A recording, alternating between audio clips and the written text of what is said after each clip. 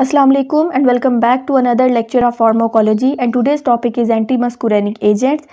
आज के टॉपिक के अंदर हम बात करेंगे एंटीमस्कुरेनिक एजेंट्स के बारे में कि इनका क्या मैकेनिज्म ऑफ एक्शन है। तो एज वी नो कि जो एसिटाइलकोलिन का रिसेप्टर है वो मस्कुरेनिक है और एसिटाइलकोलिन ने अपने रिसेप्टर के साथ जब बाइंडिंग करनी होती है तो एक मैकेनिज्म ऑफ एक्शन स्टार्ट होता है। एंटीमस्कुरेनिक एजेंट बेसिकली वो क्लास ऑफ ड्रग है जो इस बाइंडिंग को इनहिबिट करेगी, यानी एसिटाइलकोलिन ने जब अपने रिसेप्टर के साथ जो बाइंडिंग करनी है उसको इनहिबिट करेगी।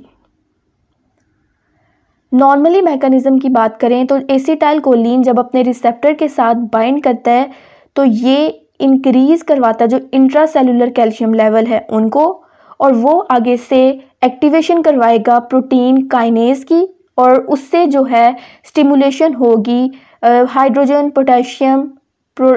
पोटेशियम एडिनोसाइन ट्राइफॉस्फेट एंजाइम, जिसको हमने प्रोटॉन पंप का भी नाम दिया था,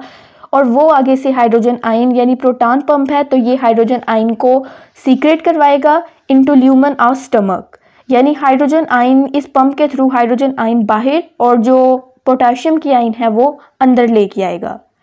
अब जो एंटीमस्कुरेनिक एजेंट्स होते हैं इनका बेसिकली क्या काम होता है कि इन्होंने जो हमने ऊपर नॉर्मल मैकेनिज्म पढ़ा है उस मैकेनिज्म को, उस एक्शन को इनहिबिट करना होता है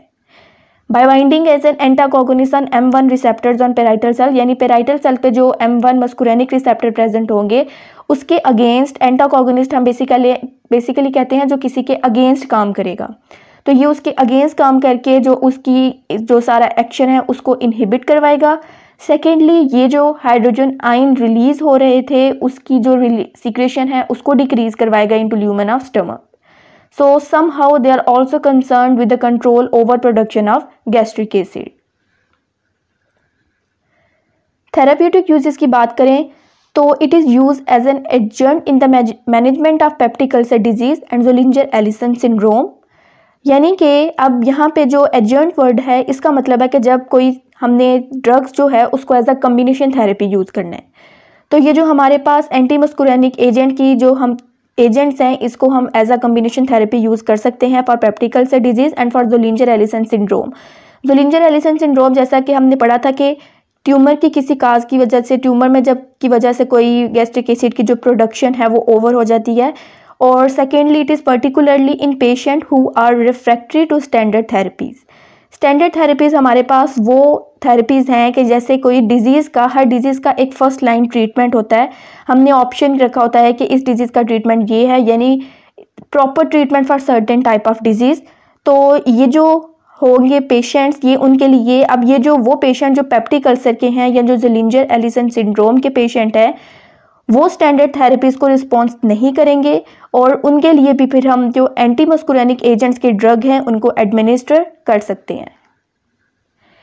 एडवर्स इफेक्ट की बात करें कि यानी इस क्लास ऑफ ड्रग को लेने से हमारी पे क्या एडवर्स इफेक्ट आ सकते हैं। So number 1 is cardiac arrhythmias, यानी आपकी जो हार्ट बीट है वो इरेगुलर होगी, या तो वो स्लो और या फिर वो फास्ट हो जाएगी। ड्राई माउथ के लिए एक स्पेसिफिक कंडीशन का नाम यूज होता है जिसको हम कहते हैं ज़ीरोस्टोमिया,